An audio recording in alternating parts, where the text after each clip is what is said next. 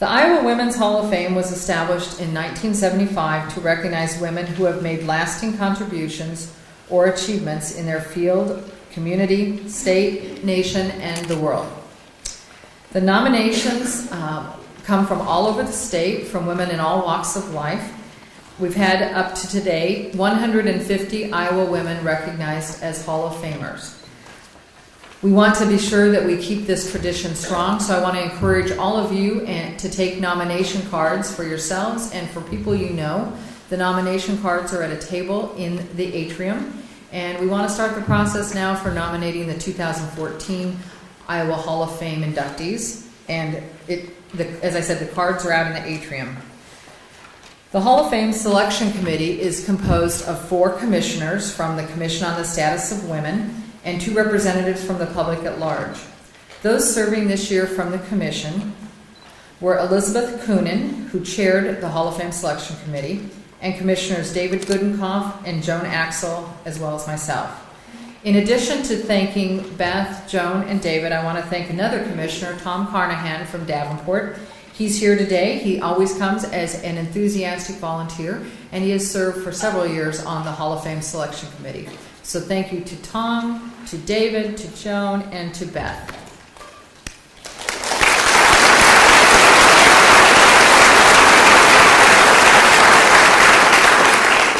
In addition, we do want representatives beyond the commission, and this year's members from the public were Tiffany Spinner of Des Moines and Heather Wilson, who was formerly of Des Moines and recently moved.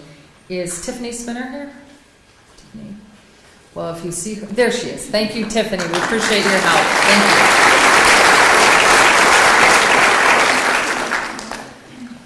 I think it was Hubert Humphrey and perhaps others who said that it's very important to understand history, but it's even more important to make history. That's why we're here today, to recognize people who have made history in our state and who've done it in ways that have opened up new or expanded opportunity for the women and girls in our state. Christine Wilson is a part of our history as Iowans and especially as women. The Christine Wilson Medal for Equality and Justice is described on the inside cover of your programs. This woman made an indelible mark in advancing equality for Iowa women. 40 plus years ago, she used her enormous skill, energy, and passion for fairness as she worked to make positive changes in the treatment of women under the Iowa law. From what I've heard about Christine Wilson, there seems to be a lot of parallels with the person who we honor today and present with the Christine Wilson Medal for Equality and Justice. Sharon Malero has worked tirelessly for civil rights in Iowa. She has worked to assure equality and equal treatment for all Iowans. While in law school at Drake University, Sharon Malero was taught the importance of giving back to her community. Decades later, it is clear she's taken that lesson to heart. As a senior shareholder in the Davis Brown law firm, she practices in the area of employment law, including employment discrimination, corporate employment practices, as well as media and communications law. But Sharon is perhaps best known as the lead champion in the campaign for marriage equality in Iowa. From her appointment on the Iowa Supreme Court Task Force on Gender and Racial Bias in the Judicial System in the 1990s, to founding One Iowa, a statewide organization seeking full equality for lesbian, gay, bisexual, and transgender Iowans, to serving as an expert witness in the Varnum-Bryan case that declared the Iowa Defense of Marriage Act unconstitutional. Through her leadership and tenacity in all of these areas and more, Sharon Malero has played a seminal role in Iowa's civil rights history. She once explained to the Iowa Business Record, or the Des Moines Business Record, that soon after joining the Davis Brown law firm, she embraced her firm's commitment to community involvement. Because, she said, I realized that too many others were afraid to speak out for fear of losing their jobs or other forms of retaliation. I knew I had the obligation to speak out, and speak out she did. It is that commitment, Sharon's commitment to equality and justice, that makes Sharon Malero the 2013 recipient of the Christine Wilson Medal for Equality and Justice. Congratulations, and let us recognize Sharon.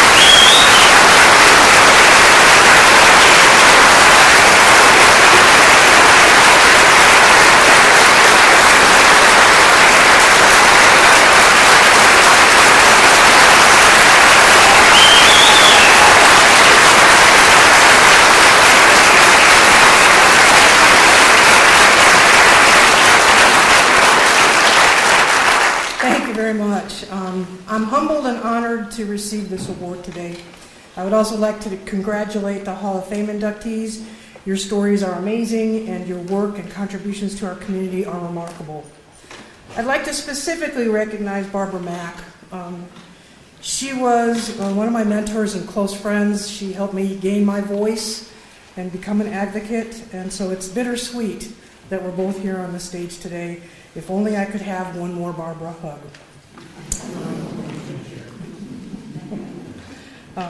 Iowa's Defense of Marriage Act was passed in 1998. Since the passage, it became my passion to fight for civil marriage equality. Often I'm asked, why marriage and not civil unions? Before 2000, the concept of civil unions did not exist. In fact, the legal category of civil unions was created as a political compromise to do one thing: reserve the privileged status of marriage for heterosexual couples while creating a separate status for same-sex couples. Civil unions assign a separate status that sends a message of inferiority to everyone, which invites even more discrimination. A marriage is a recognized relationship in every state. A married couple is free to travel from state to state and know that their relationship will be recognized and they will receive all the legal presumption marriage allows. A couple with a civil union does not have the same freedom to travel. Their civil union will only be recognized in states where they have created civil unions. Only the word married creates the universally understood meaning applicable to many of our families, a meaning unmatched by any other word. It means commitment, love, and security. Without being able to use the word marriage to describe the relationship, other people have to wonder what kind of a relationship it is. In addition to the question about why marriage, I'm also asked, why Iowa? And my answer is always, why not Iowa?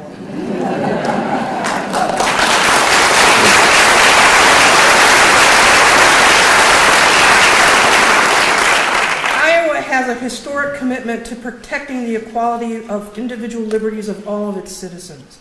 It's known for its powerful commitment to equality and inalienable rights for all people within its borders. In challenging private prejudice and arbitrary public restraints on civil dignity and accomplishment, Iowa has not been content to await the word of federal courts, the deliberations of sister states, or the safety of national consensus. 26 years before the United States ratified the 13th Amendment, Iowa's Supreme Court declared that no man in this territory can be reduced to slavery when it refused to return a slave back to his owner.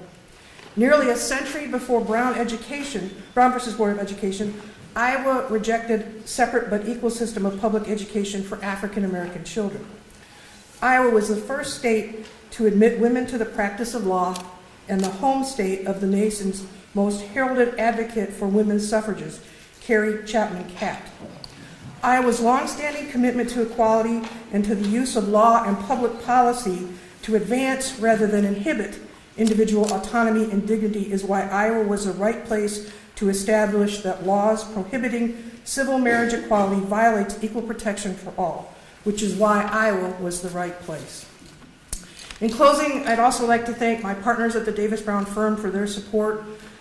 Not only did they support my pro bono time, but many of them gave their time as well. I'd also like to acknowledge my spouse, Sue Ackerman. We've been together for 24 years, and she's been my inspiration. And finally, a quick shout out to my Uncle Dave and Aunt Brenda, who came all the way from Florida to be with me today.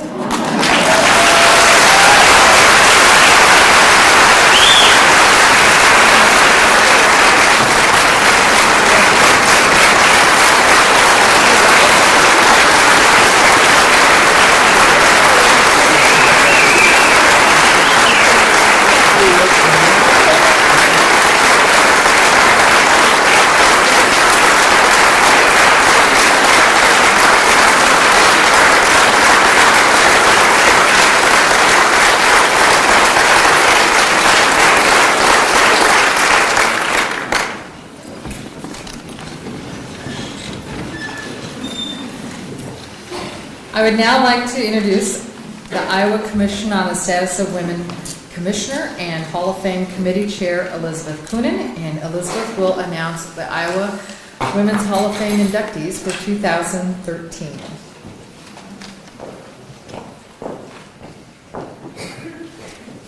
Thank you, Phyllis, and good morning. Having chaired the Iowa Women's Hall of Fame Selection Committee, I had the opportunity to learn about a number of extraordinary Iowa women. The incredible accomplishments of the nominees made the selection process extremely difficult, but also very inspiring at the same time. It's therefore my great honor and privilege to announce the 2013 Hall of Fame inductees. These 4 women have demonstrated outstanding achievements in the fields of healthcare, higher education, agriculture, media, and law. Not only their peers, but generations of Iowans to come will surely look to these remarkable women as role models. Our first inductee is Dr. Mary Louise Sconyers Chapman. Dr. Chapman's relentless dedication to underrepresented and underserved Iowans has opened the door for many to education, economic advancement, and housing. Dr. Chapman joined Des Moines Area Community College in 1990 and was the first woman to serve as an executive dean at the college. She went on to become the vice president of community and workforce partnerships. Through her work at DMAC, Dr. Chapman has created programs for women and at-risk youth, including the establishment of face-to-face college credit programs for inmates at the Iowa Correctional Institution for Women in Mitchellville. She engineered strategic planning partnerships to support Des Moines Public Schools' Teacher Quality Program, which successfully placed dozens of minority teachers in the Des Moines school districts. She worked to develop the Evelyn K. Davis Center for Working Families in Des Moines, a first-of-its-kind community-based integrative service delivery partnership between education, business, and community that connects families and individuals with education, support services, career pathways, and employment. She served in dozens of community roles, statewide organizations, civic organizations, including her service as chair of the Iowa Civil Rights Commission, president of the Lynx, and Alpha Kappa Alpha sorority. She's the recipient of many awards for her good work. Dr. Chapman was born in Chancellor, Alabama in 1948, and she's lived in Des Moines for 44 years. Former Iowa Commission on the Status of Women Commissioner L. Lucia Riddle says that to call Mary an educator goes beyond being simplistic. Whether in the classroom, behind the principal's desk, or as a college dean, she has not just educated students, but through the community and business leaders, along with her, to make education excellent. In her usual fearless manner, she's attacked the needs of those left behind, at-risk students of all ages, and most recently, incarcerated women who want to change their lives. Ladies and gentlemen, please welcome Dr. Mary Louise Sconyers Chapman.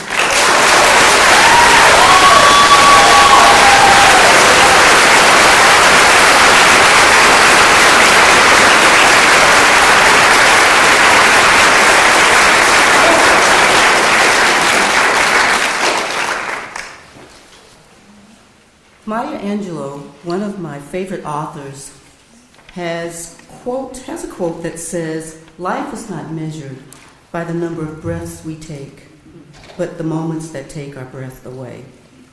I've been fortunate to have many such moments, and today is one of them. I want to thank the members of my sorority, Iota Zeta Omega Chapter, Alpha Kappa Alpha Sorority Incorporated, for nominating me, and the Commission on the Status of Women for selecting me for the prestigious honor of induction into the Iowa Women's Hall of Fame. I'm amazed and I'm honored to be placed among the group of women who have played a significant and a key role, not only in the Des Moines community, but across the state of Iowa. These tireless warriors, Evelyn K. Davis, Louise Now, Edna Griffin, Virginia Harper, and Mary Louise Smith. These women challenged unjust systems and pioneered opportunities for the vulnerable. They provided the ethical compass that has guided my direction as I choose what matters while I travel my life's journey. Over the years, I have found that there are 3 things that have a special meaning for me: keeping the faith, and faith is my rock; finding your passion and acting on it, and finding grace and giving and being of service to others. In keeping the faith, my belief is that being spiritually centered helps you conquer the test of the challenges that you're faced with. And there are some tests that can be more than you can bear. And when that happens, you can easily find yourself in the valley of despair and desperation. I've come to know that faith helps you find renewed strength that lifts you up and gets you ready to face another day, another challenge. In terms of finding my passion, that wasn't difficult, and I found several ways to act on my passion of creating opportunities for others. One is through my work with Opportunity Nation, and this is a national movement that addresses creating opportunities for youth between the ages of 16 and 24. Now, the premise of Opportunity Nation is that no matter what zip code you live in, you deserve an opportunity. In conjunction with Opportunity Nation, now we have established Opportunity Iowa that leverages existing community resources to create opportunities for Iowans. And I challenge you today to get involved with Opportunity Iowa. And if you want to know more about it, then Google opportunityiowa.org. It's an awesome grassroots opportunity for us. Locally, my passion is to help build the next generation of servant leaders. There are so many young professionals that have many, many rich resources or gifts and talents.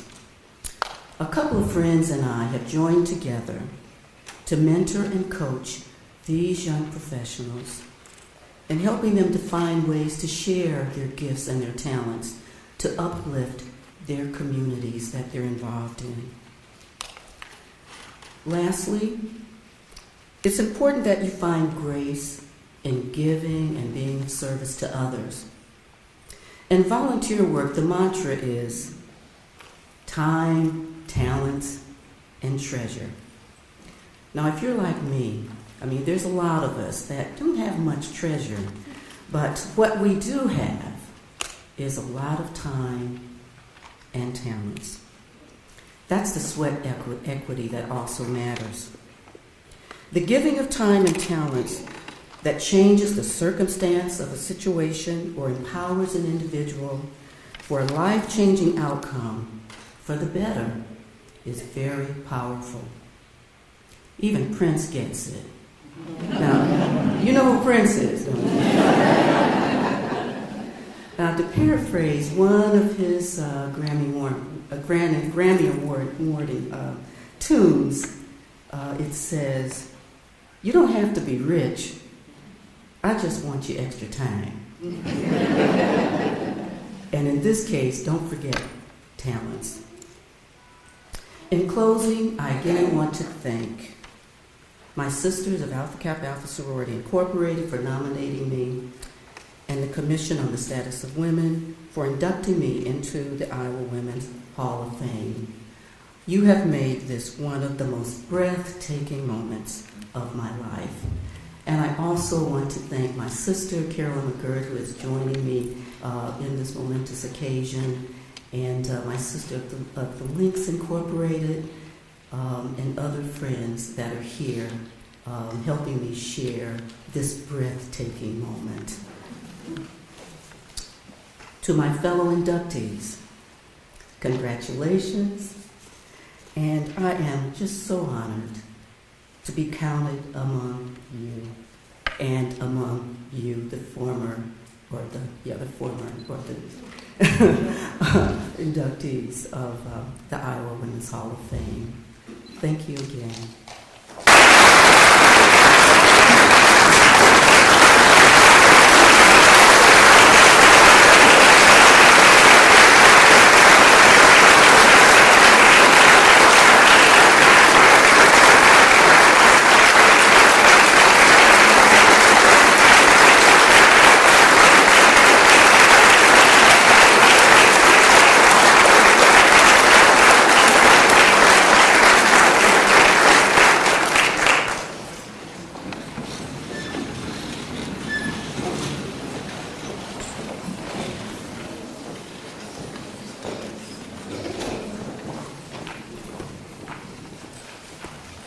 you, Dr. Chapman. Our second inductee is Patty Jean Poole Judge. Born in Fort Madison in 1943 and raised in Albia, Iowa, she began her career as a registered nurse and as a partner with her husband in a Monroe County farming operation. She purchased her parents' real estate business in the early 1980s, and as she built that business, she became aware of the looming farm crisis. She soon began helping hundreds of farm families and their creditors find solutions to financial troubles through the Iowa Farmer Creditor Mediation Service, which led her to be a strong advocate for rural families. Active both in her community and throughout southern Iowa, she was elected to the Iowa Senate in 1992 and re-elected in 1996.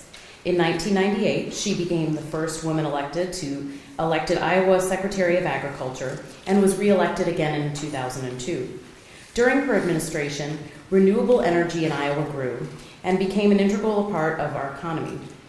New international markets for agricultural products were developed, and Iowa's wine industry began to flourish. In 2006, Judge was elected Iowa's Lieutenant Governor, serving with Governor Chester Culver. During her term in office, she served as the Homeland Security Advisor and was instrumental in coordinating critical response operations during the historic floods of 2008. She also created a task force designed to address issues of racial disparity in Iowa's prisons, studied the gender gap in wages, and championed the expansion of the state children's health insurance program. Since leaving the state capitol in January of 2011, she's created a consulting company and has assisted many candidates in their bids for elected office. Iowa Women's Hall of Fame inductee, Ambassador Mary Kramer, says of Judge, because of her initiative, energy, and dedication, she served as a powerful role model for all women wishing to become engaged in the public service of politics. I'd like you to help me welcome Patty Jean Poole Judge to the podium.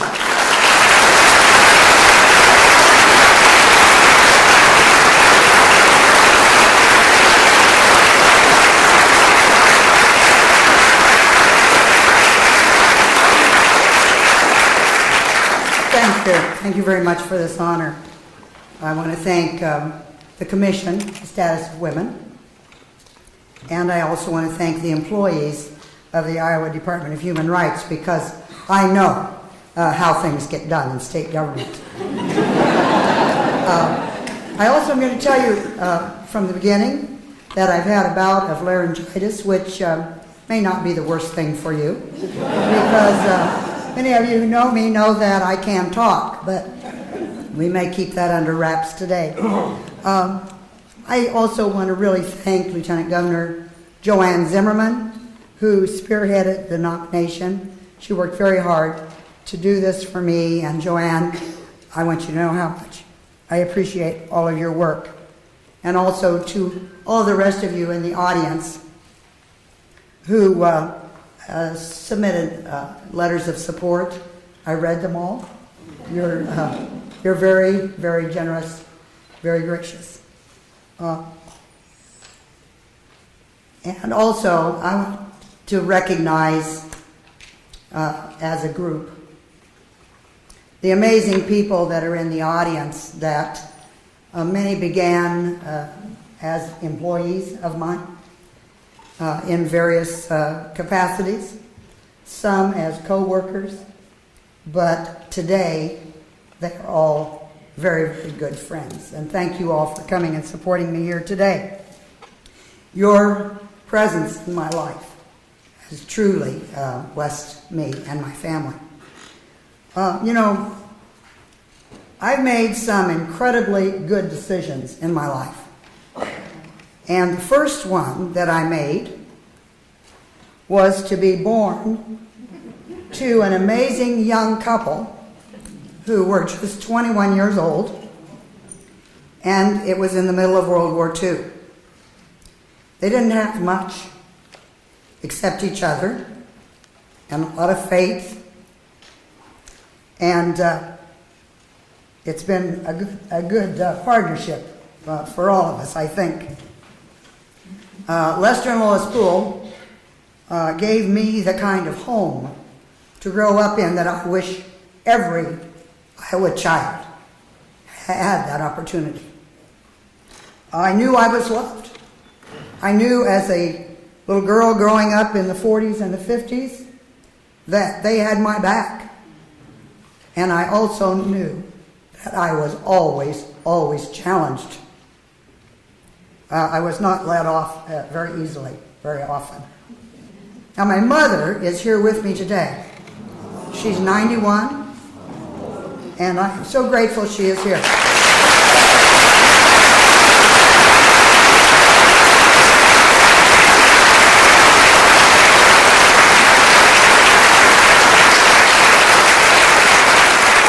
My dad had planned to come up until yesterday afternoon, and he wasn't feeling very good, and we decided that the trip was just too much for him to make today. We're disappointed, but we're going to go home and share the events of today with him this afternoon when we get back to Albia. I do want to tell you that I was visiting with him a couple of days ago, and I heard something I hadn't heard before. I was sitting there talking to him, and I was barefoot, as I often am. And out of the blue, he said to me, "Do you have any idea all the places those little feet of yours have been?" He said, "When I was a radio operator on a destroyer in the South Pacific, I taped a copy of your feet to that radio. And you went all over the South Pacific with me." My parents both instilled into me the idea that I could do anything I wanted with my life. My gender didn't matter. And they also instilled into me that hard work was always rewarded. Now, the second incredible decision I made was in 1969, I married John Judge. And the thing that you need to understand about John is that he truly believes that I can fly.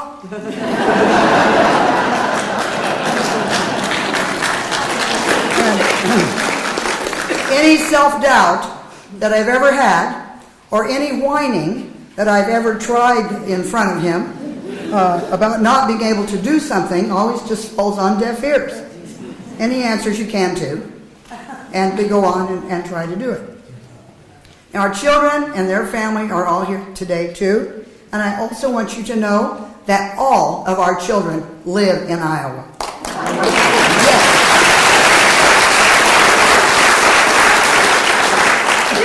I don't know if Doug remembers giving me a clipping when he was in high school and I was just beginning my political career. But that clipping was something about no one ever dying from sleeping in an unmade bed. And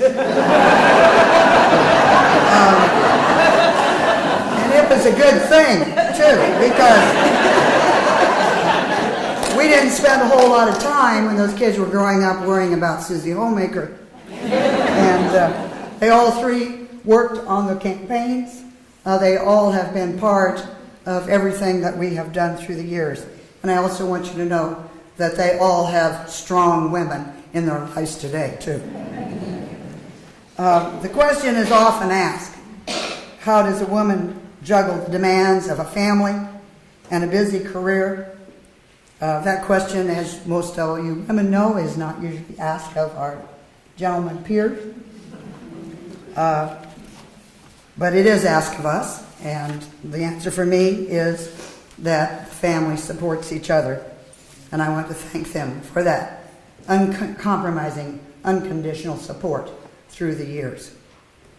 I'm also going to mention, because I have to, I am very proud that I have the three most beautiful, amazing grandchildren present with me here today. It's Katie, Ann, and Aiden. I'm very glad that you came to be with me today, and I love all three of you very much. I didn't aspire to a political career. I kind of backed into it because of the circumstances in the 1980s, the foreign crisis. I think when your comfort zone is threatened, we find some resolve that we didn't know we had or that we might have otherwise overlooked. I'm very proud to have been a small part of some of the changes in our state that have improved the lives of women, of minorities, and of families. So I want to say to all of the young people, especially to the young women here today, find your voice. Don't ever, ever be afraid to speak up. When you see an injustice, try your hardest to make it right. Never accept the status quo. Stand up for something. Fight for what's right. You can make a difference. And always, always, always fight for our children. And as Maureen Reagan said once back in 1997, and I saved the quote, "I will feel equality has arrived when we can elect to office women who are as unqualified as some of the men who are already there."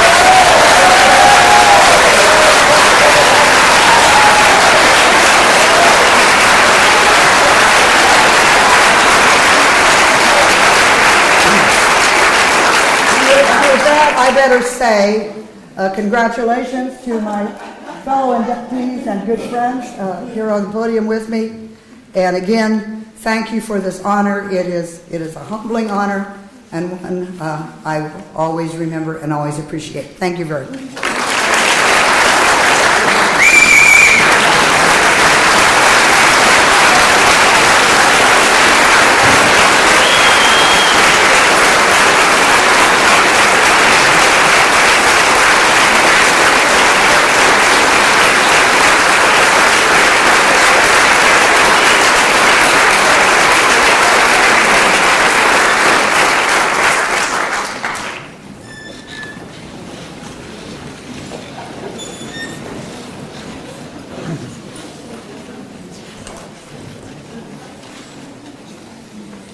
Our third inductee is Barbara Marie Mack.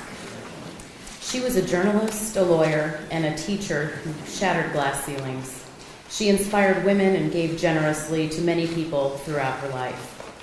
Born in Des Moines in 1952, she put herself through college in just 3 years, receiving a Bachelor of Arts degree with Phi Beta Kappa academic honors in journalism from Iowa State University in 1974. Long before college, Mack was at home in the newsroom. She started as a copy courier at age 16 with the Des Moines Register and Tribune, and then rose to reporter after graduation, blazing a trail for Register women, covering courts and crime news. From those earliest days, she was passionate about First Amendment issues.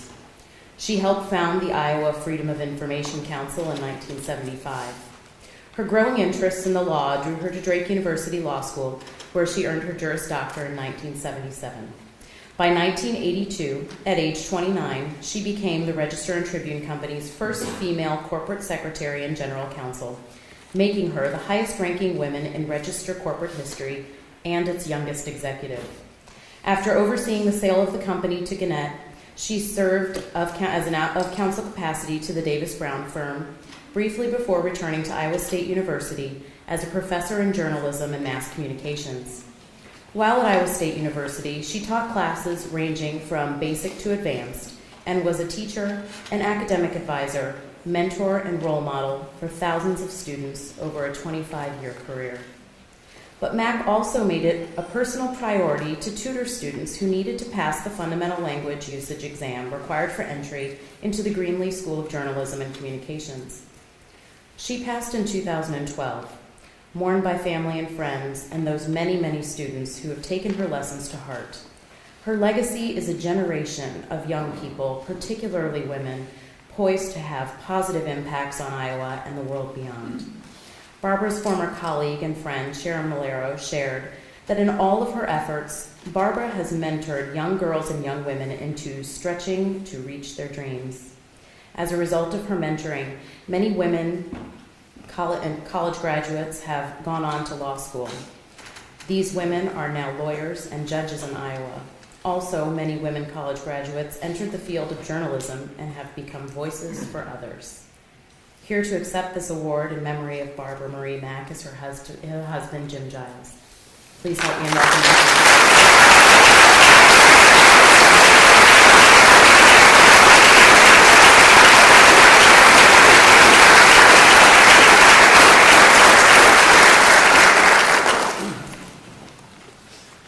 This is a bittersweet time for those of us who knew and loved Barbara personally. Yesterday marks a year since her death. But today is not an occasion to mourn a loss. It's rather an opportunity to celebrate the achievements and the impacts of these remarkable women. And the immediate task is to say a few words on behalf of Barbara that are appropriate to this occasion. Barbara and a few words. Words are a common denominator of Barbara Mack's multiple vocations as journalist, as lawyer, and as professor. Words were a particular passion of hers, along with a penchant for correcting the rest of us in how we used or misused words. So what words would Barbara focus upon today? What words are appropriate for this occasion? Well, the very name of the institution that brings us together today provides 4 such words: Iowa Women's Hall of Fame. What might Barbara have told us about those words today from her perspective? Well, being Barbara, she would have parsed them very carefully. And then she would have started at the back end and worked forward, which was pretty much her favorite work method. So, fame. Barbara Mack's attitude toward fame and accolades was of the very healthiest and most constructive sort. She did not seek, and she did not want, to build a reputation merely for self-aggrandizement. Fame was not her goal. It was a tool. She reveled in the fact that many people and many organizations knew, and some trembled, at her name. But only because that expanded her ability to share, to network, and to get across to ever more people whom she could persuade to join her in a project, to serve on a board, to donate to a worthy cause, or to accept another student as an intern. Her kind of fame opened doors so that others could step through.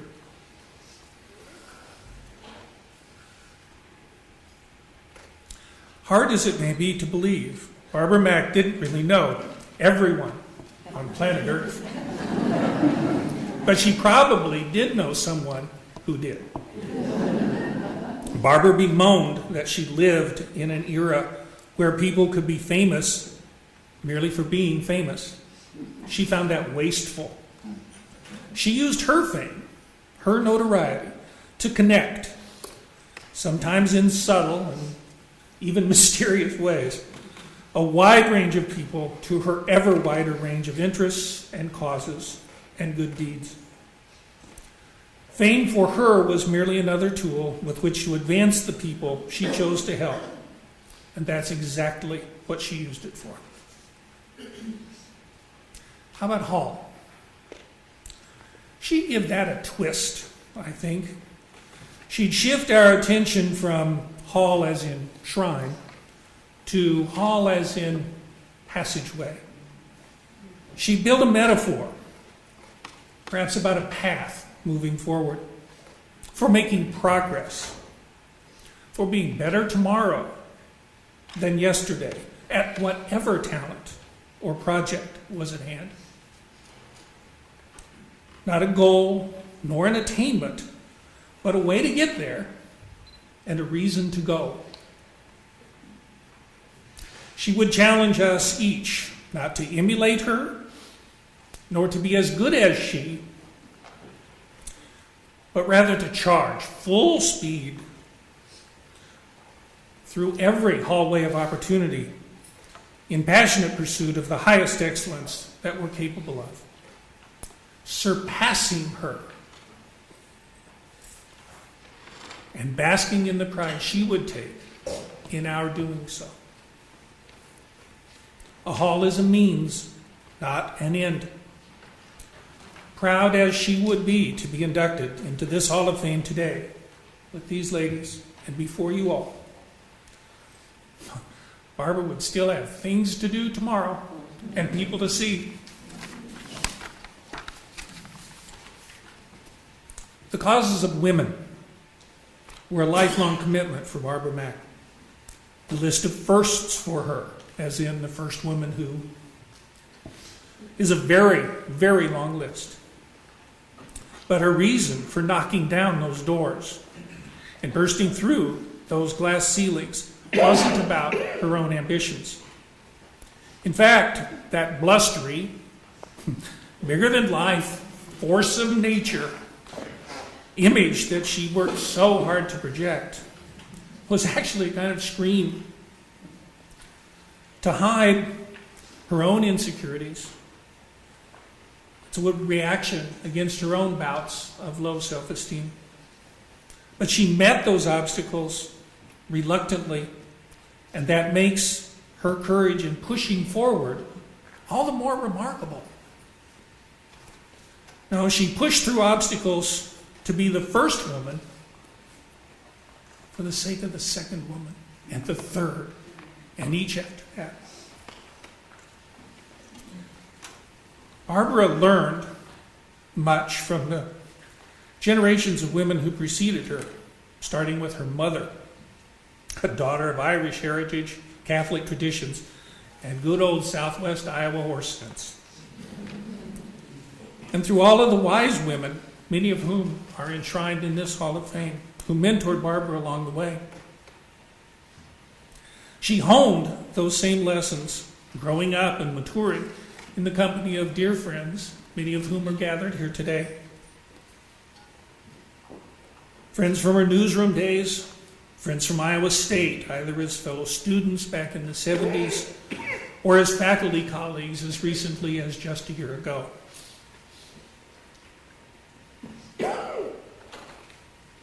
Neighbors who became friends and traveling companions. And strangers who became friends because she couldn't stand the condition of anybody's being a stranger to her. She bestowed those same lessons on the daughters of those dear friends and on the students she taught and inspired, many of whom became her friends and her daughters themselves. She bestowed those lessons on almost anyone she knew who was about to become a bride. It's not news to you that Barbara Mack was an amazing woman. And literally thousands of women now, and girls who are the women of our future, will all be the more amazing in their own life journeys because they get to share in what Barbara Mack's life means today and on into tomorrow. This induction ceremony is a formal and public acknowledgement of that lasting forward impact. Iowa. Iowa could never be last on the list of anything if that list were compiled by Barbara Mack. Her pride in being Iowa born and raised had no boundaries. She visited many places in the world, but no one she met in any of those far-flung lands could be in any doubt beyond a few minutes of conversation that she came from the state of Iowa or about what kind of place Iowa is. And though she loved to travel, it got to be customary, downright routine, usually around about day 17, and even in the depths of winter, for Barbara to begin pining to come home to Iowa. She often joked that she had traveled the world, but she had never lived more than 3 miles from the hospital in which she was born. That was a source of great pride. It grounded her. It provided stability, a kind of starting block for her lengthy strides forward. It empowered her and energized her. Through her eyes and in her heart, Iowa truly is a land of great natural beauty,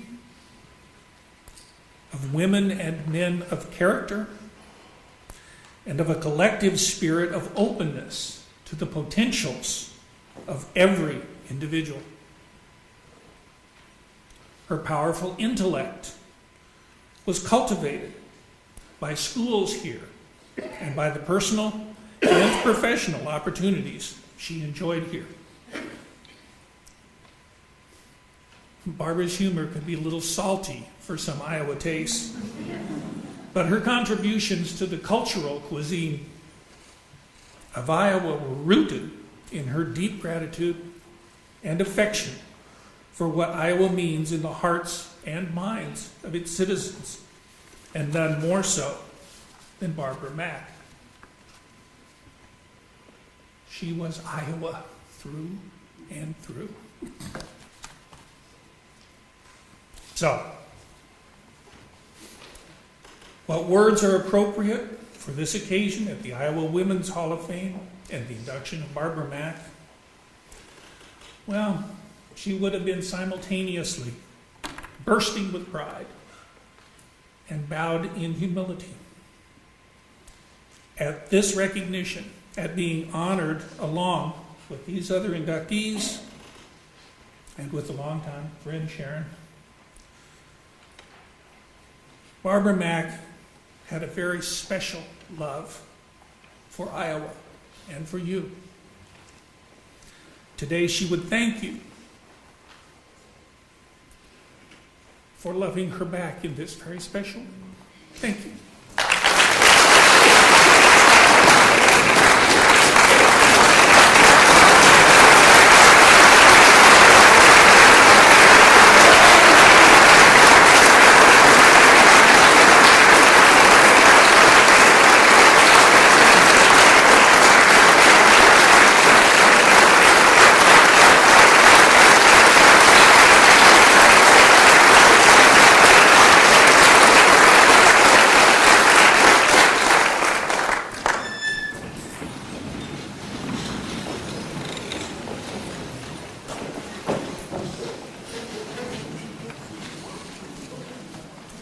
Our fourth and final inductee for this year is Dr. Deborah Ann Turner. She was born in 1950 in Mason City, Iowa. She graduated with a bachelor's degree from Iowa State University and a Doctor of Medicine from the University of Iowa College of Medicine. Dr. Turner has the honor of being the first to do many things. She was the first African-American woman to integrate a sorority at Iowa State University, the first to be certified by the American Board of Obstetrics and Gynecology in the specialty of gynecologic oncology, and be hired as a gynecological oncologist at the University of Nebraska, University of Iowa, and Medical College of Wisconsin. In 2000, Turner moved to Des Moines and became Director of Gynecologic Oncology at Mercy Cancer Center, where she currently continues her practice. At that time, Turner decided she could have a greater impact on health policies, as well as education and social justice issues, if she just had a law degree. So she studied nights and weekends to obtain her Juris Doctor, all the while maintaining her medical practice. In addition to making important contributions in the field of medicine, Turner has made a civic responsibility a high priority.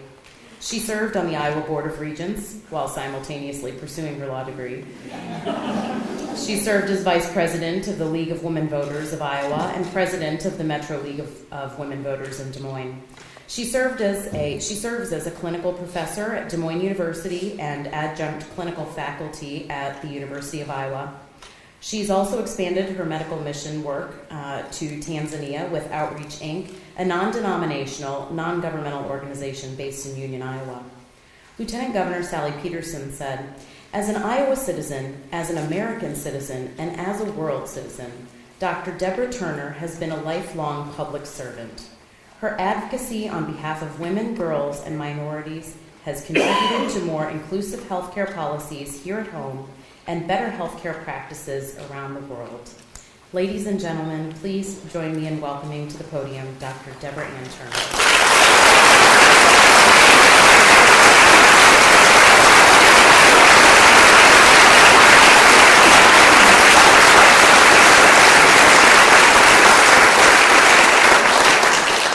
Thank you. Thank you for that wonderful introduction. I kept thinking, who is she talking about? I have to say that I had some difficulty deciding what I was going to say today, and I know that there are many of you in the audience that are going, yeah, right, you didn't know what to say. Because as you all know, I love to talk. But this experience and this induction today is really amazing to me. It is very humbling, and it is a great honor. But I see it as something I share with not just my honor, but with many people who have touched my life. So I kept thinking, what do I want to talk about today? And as I was picking up my son from the megabus yesterday at 5:30, and he was picking up my niece from the megabus at 5:30 this morning, I was thinking, what today is, this is about family. It is all about family. When you hear the word family, each and every one of us gets an immediate and different picture in our minds. But family is more than maybe just that little picture you have. So I would like to take you on a journey of what I mean as family. My family and my life has been a wonderful, wonderful, wonderful life, flowing and ebbing with multiple families throughout. One of my first families was the congregation of St. John Baptist Church in Mason City, Iowa. It wasn't about the religion, it wasn't about the ritual, it was about the family feeling we had of taking care of each other. And it was about that understanding as a child, as you grew up, that each and every one of those people in that congregation had the authority and ability to keep you in line. And they did. Then I have to think about my next family, a very special family, and I give a shout out very specially to my hometown of Mason City, Iowa. Mason City, maybe you don't know, is a very special and unique community. And when I was growing up there, it afforded me an opportunity by giving me a wonderful education that got me started on my road of life. I still have very many special friends and a lot of support out of my home community. I'm one of those people that can say, yes, I'm a corn-fed Iowan. I grew up in northern Iowa, and I love my hometown. So a shout out to Mason City, another family. Then there is my special ISU, Iowa State University family. I can't imagine having had a more wonderful 4 years of undergrad. I had good times and a few bad times. I wasn't always the best student, but with the help of many special leaders, teachers, professionals, and even at some point the president of the university, I got along and I managed to get through. It was a very troublesome time when I was at Iowa State. It was the 60s. We were embroiled in the war in Vietnam, and there was a lot of unrest in our country, and it was a good campus to be on. And for that, I am always grateful, and I still love and am part of that Iowa State family. Now, being fair, I have to give credit then, across the state, to my University of Iowa family. That is where I gained my degree in medicine, and I still have many special friends there, and I still have many special friends outside the university within that community that are important to me. If it wasn't for their support and their belief that I could make it in my field, I wouldn't be here today either. So a shout out to my University of Iowa family. Of course then, there is, as we all know, and as many of you in the audience are aware, my Mercy family. I practice right now at Mercy Medical Center Des Moines, and there I have many, many special friends and many, many special colleagues who I work with on a daily basis. These are just not co-workers. We are in this together as a mission. And I love the people I work with, and I'm very honored to see many of them in the audience today. As part of that Mercy family, however, there is a very unique special group, and that is my patient family. And I do mean patient family. I have been honored and blessed throughout my years as a physician to have some of the most special people as patients that I could ever imagine. They all become my friends. And there's one thing that I learned very early on, is that they teach me more about life and living than I could ever give them back in the form of the practice of medicine. So to each of my patients, some of them who are in the audience today, I say thank you for being a part of my very special and extended family. Now, there comes a very special group, and that is my Roosevelt family. And you may wonder what Roosevelt family is. Well, when you're going through the sometimes trials and tribulations, and also the joys and wonders of raising a teenager and getting them through school, you become very attached to the people who you share that with. And I have some very, very special friends who became close while my son was at Roosevelt High School. And to this day, as our children have journeyed away, we still are very close and special friends. And I thank them for the help and the support they gave to that goofy doctor parent who would have beepers going off in the middle of meetings and would run off to do various and sundry things, but had a wonderful time.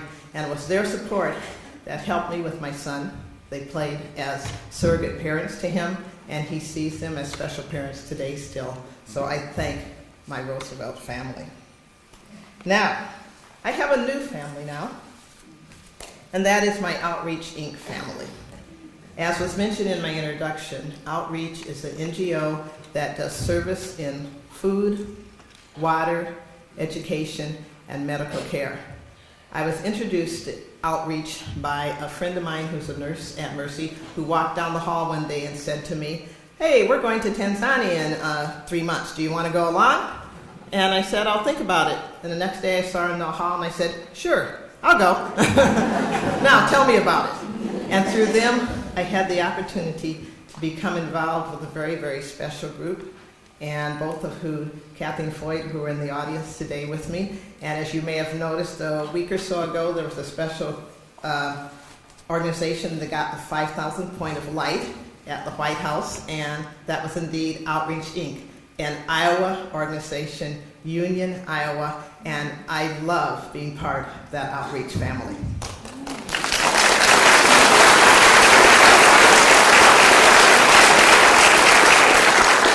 Now, there's another family here today that has become very special and dear to me. I am part of the League of Women Voters of America, and as you can see, I'm wearing my vote pin, you guys. The League of Women Voters is an incredible organization, and I have been inspired and awed by the special women, amazing women and men that are involved with and belong to that organization. And it is through that organization and with a special friend of mine from the League, Karen Person, who initiated my nomination for the induction. And I thank Karen, and I thank all of my League members who are here today. They are a very, very, very special family to me, and I want them to know that. I know there are many other families that I have been in and out of through my life. But when it comes down to it, you finally come down to that very point, and that is your own special family. And I indeed have a very special family. I see my cousins in the audience today who I didn't know were coming. Oh, thank you guys for coming. It's wonderful. And the rest of my family. My brother, my older brother, who many times likes to remind me that he is the older brother.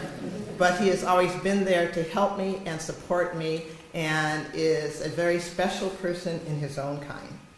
Then there was my father, who has gone on. But my father taught me as a young child, I never meet a stranger. And I believe that is where I got my usually sunny disposition and enjoyment of life and enjoyment of meeting and interacting with other people. And then, of course, there's no doubt about the two most special people in my family that are here today. My niece, Danielle, and my son Daniel, who I call my chickens. That's what my sister and I used to call the children. And it has been wonderful being a parent and an auntie to those two and watching them grow into two beautiful young adults who are now not only still the children, but are special friends to me and who I enjoy spending time with at all. They are in my heart. But as I go on today to accept this award or this induction, I really accept it in the name of two other women who could easily be standing here today as much as I am. One is my mother, Mabel Turner, who I lost several years ago. My mother was an amazing woman. She was born in Buxton, Iowa, some of you may know, an old coal town that is now just a marker in a field. And she grew up from there. They moved to Mason City, and she was a living, moving force in the city of Mason City. With her high school education, she was involved in every organization you could be. She sat on the Planning and Zoning Committee, and she touched the lives of many people. I can still almost never go home to Mason City without running across somebody who says, "Oh, aren't you Mabel's daughter?" When Mabel was housekeeper at the Y, there were young women who came to live in Mason City who were lost. They came from small communities, were moving to the big city, and my mother helped guide them through those years. And those women today still remember her and come up to me and say, "I'd just like to say thank you for letting me have shared your mother. She was amazing." She always told me I could do what I could do. But the last person, and the person who would probably be more excited to be here today than even I am, was my sister, Darlene Elaine Hill, which many of you know. Darlene was my best friend. She was my inspiration, and she was my cheerleader. She was a moving force within this state. She served on many committees. She did a lot for children and politics. You name it, my sister was there. She was a hardcore community person. But what she did most was help support me and get me to where I am today. We lost my sister 8 years ago, but she still lives within my heart every day. She is the person that used to read the newspaper and watch the news, and she'd call me at work or when I was in school and say, "Okay, this is what's happening in the world today. You need to know this so that people won't think you don't know what's going on."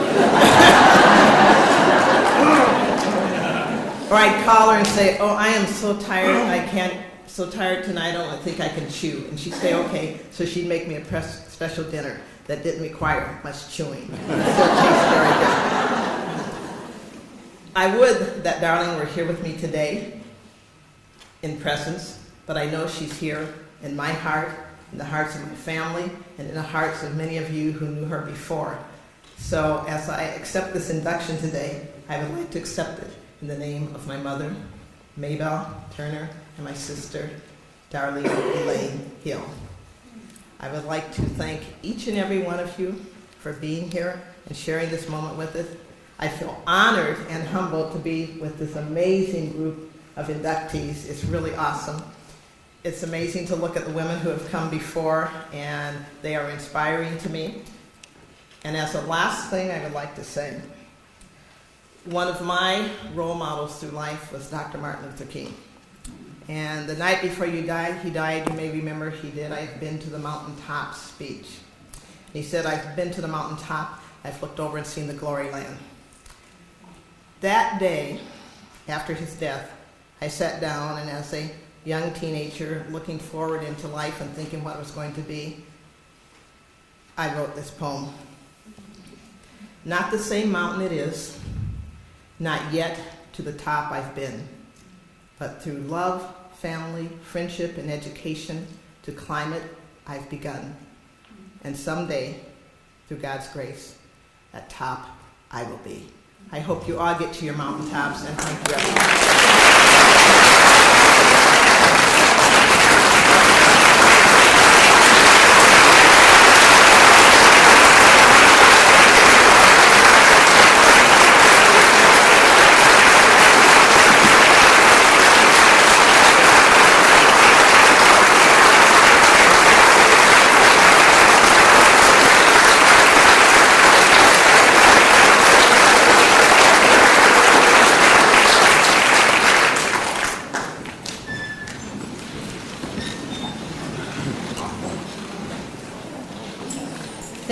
to all of our honorees. Thank you, Beth, for chairing this. And now please welcome Iowa Department of Human Rights Director San Juan for her remarks.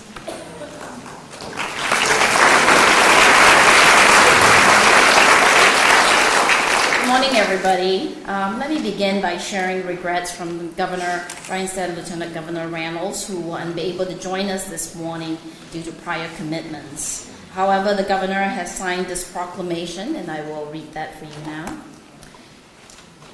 Whereas the women of Iowa and the nation were granted the right to vote with ratification of the 19th Amendment to the United States Constitution on August 26, 1920, and whereas Iowans appreciate and understand the essential roles of women in our society, and know that we must continue to advance the effort to ensure equal rights and opportunities for women, and whereas the value of women as politicians, homemakers, business leaders, volunteers, and workers is important in Iowa, and whereas Dr. Mary Louise Sconius Chapman, Patty Jean Poole Judge, Barbara Marie Mack, and Dr. Deborah Ann Turner symbolize the diversity of Iowa, demonstrating outstanding achievements in the fields of education, agriculture, politics, journalism, law, and medicine, to which generations of Iowans can look to these remarkable individuals as role models.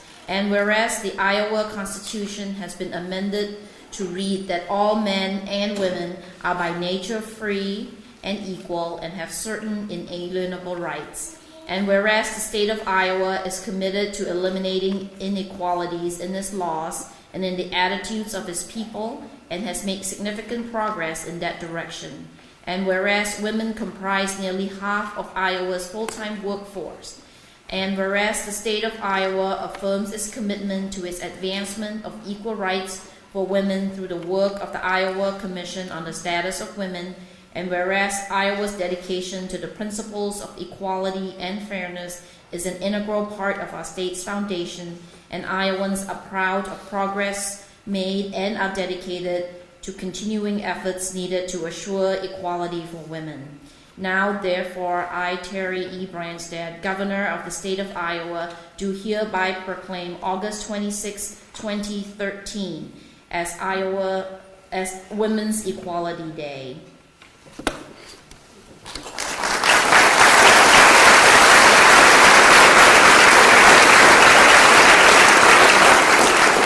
As you have just heard, August 26 is Women's Equality Day. In addition to celebrating the achievements of this year's Hall of Fame inductees, we are also celebrating the great struggle of many women who gave us the right to vote 91 years ago.